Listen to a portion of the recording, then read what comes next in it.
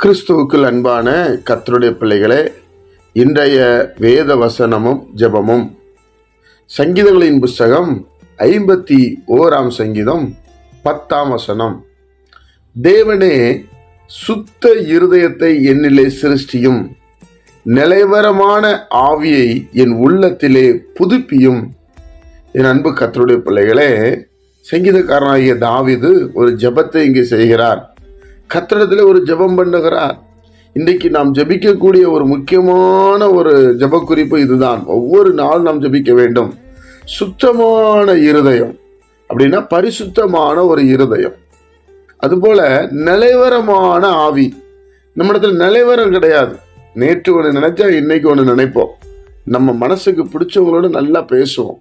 ஆனால் தேவனுடைய பிள்ளைகளே, நிலைவரமான ஆவியின் உள்ளத்திலே புதுப்பியும் என்று சொல்லுகிறார். அப்ப சுத்த இருதயத்தை என்னிலே சிருஷ்டித்து நிலைவரமான ஆவியின் உள்ளத்திலே புதுப்பியும் என்று ஒரு ஜெபம் செய்கிறார். இன்னைக்கு ஒவ்வொரு மனிதனுக்கும் இந்த 2 காரியங்களும் தேவையாயிருக்கிறது. பரிசுத்தமான ஒரு இருதயம், அதாவது மாசுபடாம இருக்கணும். ஜெபிக்கணும் முடியும். நாம் பாவத்திலே உண்டானவர்கள்.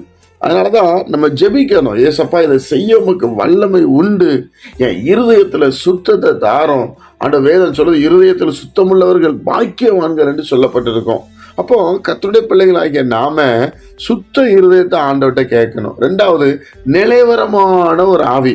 ஒரு காரியத்தை முடிவெடுத்தா அதுல நிலைச்சு இருக்கணும். அங்க குரங்கு மாதிரி தவளை மாதிரி நம்ம தாவிக்கொண்டே இருப்போம்.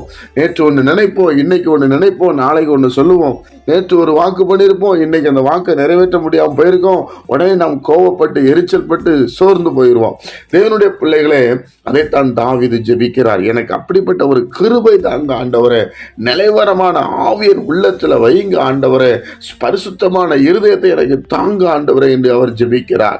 அவர் மாத்திரமல்ல, நாமளும் ஜெபித்தால் ஏசப்பா நிச்சயமா இயேசுவின் நாமத்தில் நமக்கு பரிசுத்தமான ஒரு இருதயமும் நிலைவரமான ஒரு ஆவி நம் உள்ளத்தில் தர தேவன் உண்மையிலவராயிருக்கிறார். நாம் ஜெபிப்போமா? ஆண்டவர் நமக்கு தருவார். பரிசுத்த பிதாவே, உம்முடைய குமாரன் இயேசு கிறிஸ்துவின் நாமத்துல வருகிறோம். பரிசுத்தமான தெய்வத்திட்ட தான் நாங்கள் பரிசுத்தத்தை கேட்க முடியும் ஆண்டவரே. நிலைவரமான தெய்வத்திட்ட தான் நாங்கள் நிலைவரத்தை கேட்க முடியும் ஆண்டவரே. ஆண்டவரே, எங்களுக்கு இந்த 2 காரியங்களையும் செய்து உடைய நாமத்தை மகிமைப்படுத்த நீர் கிருபை செய்ய முடியும் ஜெபிக்கிறோம். கேட்கிற ஒவ்வொரு பிள்ளைகளையும் நீர் ஆசீர்வதியும். இந்த நாளை எங்களுக்கு நீர் ஆசீர்வதித்து தாரும். உம்முடைய சமாதானமும் சந்தோஷமும் மனநிறைவும் ஆண்டவரே இந்த பிள்ளைகள் வாழ்க்கையில உண்டாகும்படி நாங்கள் ஜெபிக்கிறோம். எல்லா மகிமையும் துதி உமக்கு இயேசுவின் மூலம் பிதாவே, ஆமென்.